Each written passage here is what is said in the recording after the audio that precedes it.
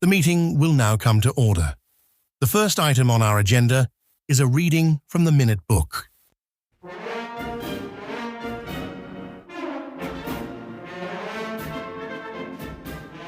Well, Heather, it's late on a Sunday afternoon, and you are just coming off of a big weekend speaking event local for you in Indianapolis, the 2025 Midwest Conference on Masonic Education that was hosted by the Grand Lodge of Indiana this year, and James Buckhorn, who is the president of the conference for this year. So tell us, what led you to speaking at the Midwest Masonic Con this year? Yeah. So I spoke at the conference 2 years ago when it was in Canton, Ohio, and my friend and colleague Chad Kapinski had invited me. He had met me online looking for some research on Masonic materials and had emailed me. We didn't know each other. And then we got to know each other as we were doing research together on some rare books. And then he was like, I would love for you to come and be the keynote in Canton. And so I did, and it was a wonderful experience. And then they have this conference every year. It's been 2 years, and it was coming to kind of my home area.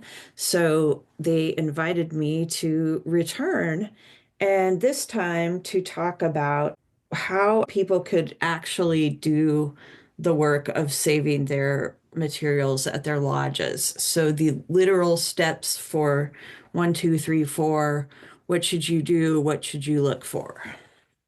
So my understanding is this conference started in 1949, primarily spearheaded by Masons from Illinois, and probably most famously Alphonse Serza, who was a noted Masonic jurist, wrote the book on Freemasonry in the courts. And there's about like a dozen or so jurisdictions, maybe a little less, mostly truly Midwest places like Iowa, Minnesota, Missouri, but also Texas. So go Texas, and shout out to Brad Billings and our friends in Texas.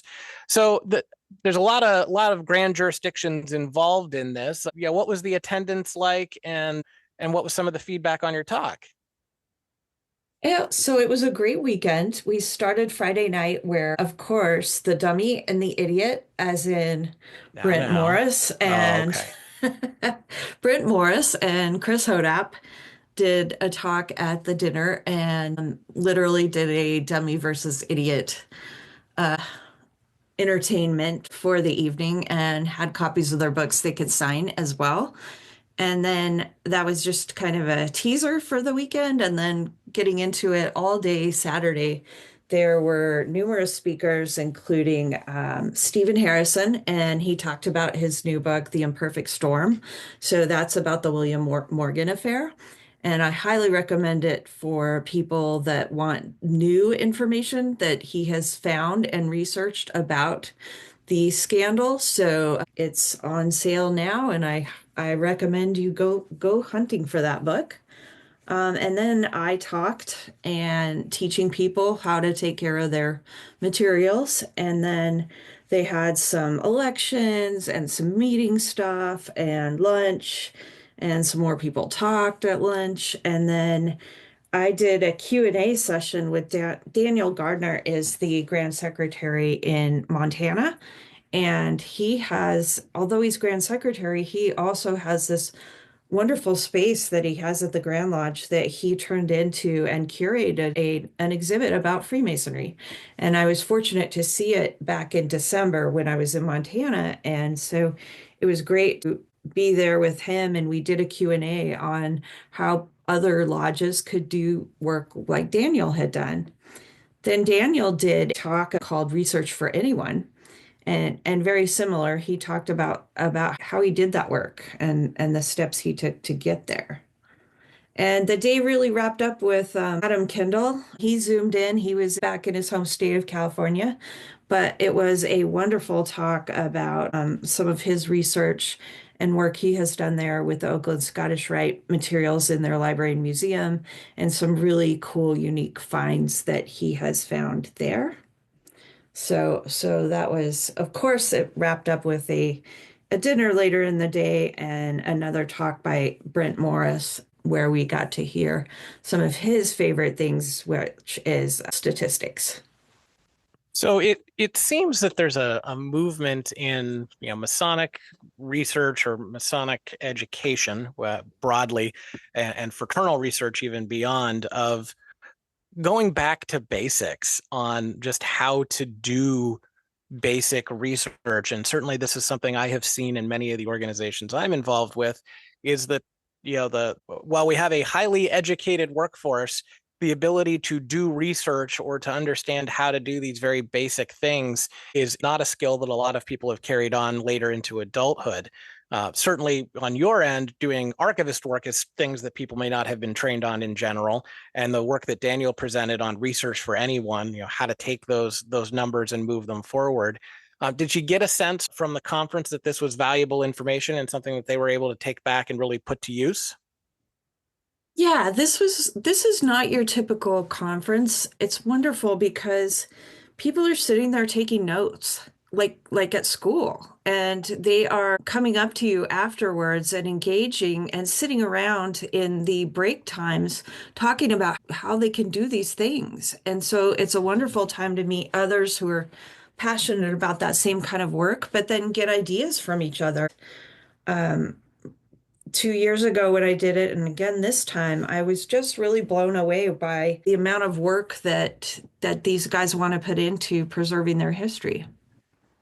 Yeah, having been involved with Masonic Week for a number of years now, I think there's a certain expectation of the Masonic Week activities being really this intense educational experience, and it's really a week of business meetings, which isn't always fun for everybody. So it's great to see conferences like this that really are focused on not just providing an educational experience of listening to a lecture and going home and saying, "Oh, that was neat. I'm glad I went to that." But really providing a hands-on experience where they can take it back and do something at their lodge, at their fraternal building, and use the information that they've gained to just do more than kind of pique their interest. Yeah, I would say each of the speakers really had a call to action of, what are you going to do next? It's up to you. We've all coached you in various ways on how you can do it and given you a million ideas. So take it home and take it to the next level. Steve's presentation that kind of kicked it off, that is a perfect example of the kind of materials that can be found in our libraries and museums and collections so that they can be used to create a book. The rest of us just talked about all the stuff that we work with and how to take care of it, but his was the perfect example of that, he's been digging around and doing this research for a lifetime, and it's resulted in new facts to tell the story of William Morgan. So speaking of call to actions, and that's probably a great way to end this little conversation for our episode and our podcast. What's the call to action for you that you presented and for the Fraternal Center more broadly? Certainly. So the call for members in general is really that it's on them to preserve their history. I can give you the skills and the tools and lots of ideas, but it's up to you to save your local lodge history, and whether it's your valley, your chapter, your council, your lodge, your Odd Fellows group, any of these other groups that we're talking about, it's up to one guy to inspire and make history a priority within their lodge. And I told him to keep it simple. Just keep it simple and pick one thing and start there. And Daniel did the same thing. He was, in our questioning, we were like, find a guy that's interested in the photographs and actually let him do something with them. Part of the time we find people who are interested, but nobody will let them get to the materials. So let people help and let them help with what they're actually interested in. So we don't just end up with another history of lodge number 345 that nobody reads and just sits on a shelf. Absolutely. And our call to action as part of the center is to go out and do these sorts of presentations. And really now for the center, based on my understanding from you, we're at the point where we've proven that we can do it, but we need the funding to do it. So let's close the conversation with that and perhaps give a plug on how folks can donate to the center or be involved. Yeah, so we're always looking for volunteers. So reach out to us directly on social media or email on our website, fraternalcenter.iu.edu. and tell us what you're interested in helping with. And I really explained to the guys this weekend, I've been speaking in the Masonic Education circuit for over 20 years now and telling people how important it is to do this stuff. And I still get more and more calls every week that we're closing, we're shutting our doors, we're selling our building. I just got another call this past week, and it's heartbreaking. And so start now. Don't wait. Don't say, oh, my kids will worry about it. No, if we don't worry about it, it's not going to be there for our kids. And secondly, we're really looking for financial support. We have been crowdfunding and doing small fundraising things for years now, and it's great, but we need some bigger sponsors. We need lodges. We need valleys. We need research lodges. We need that support to make it happen financially. It's expensive to buy archival supplies. It's expensive to get things digitized, and it's expensive to store things. So if we're going to continue the work that we do, then we've got to have major support from people that care about this work that we do.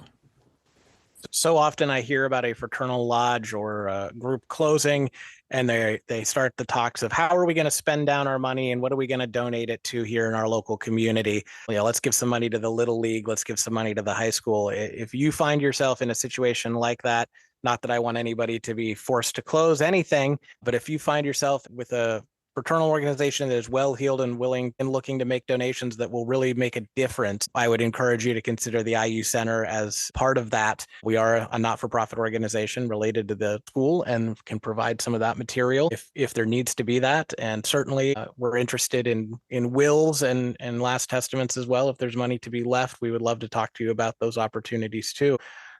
It's that kind of funding that's going to continue the work that Heather's doing and our organization into the future and save the history of these organizations that are in danger of being forgotten, for sure. So, Seth, it's been great talking about this. I encourage everybody, if you haven't heard of the Midwest Conference on Masonic Education before, it is worth your time.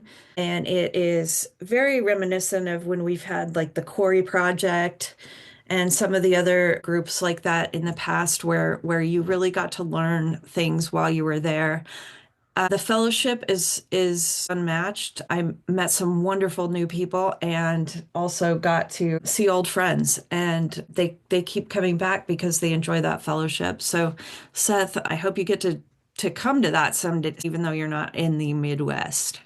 Well, as an East Coaster, I'll certainly put it on my future hit list, even if I have to go spend some time with more Indiana people. That's my second home. Yes. Well, thank you again for talking. Absolutely. Look forward to the next episode. With no further business before us, I hereby declare this meeting adjourned. Until next time on Minute Book. This episode of Minute Book was written and hosted by me, Heather Calloway, along with my co-host Seth Anthony. We are in search of production support. If you are interested, please reach out.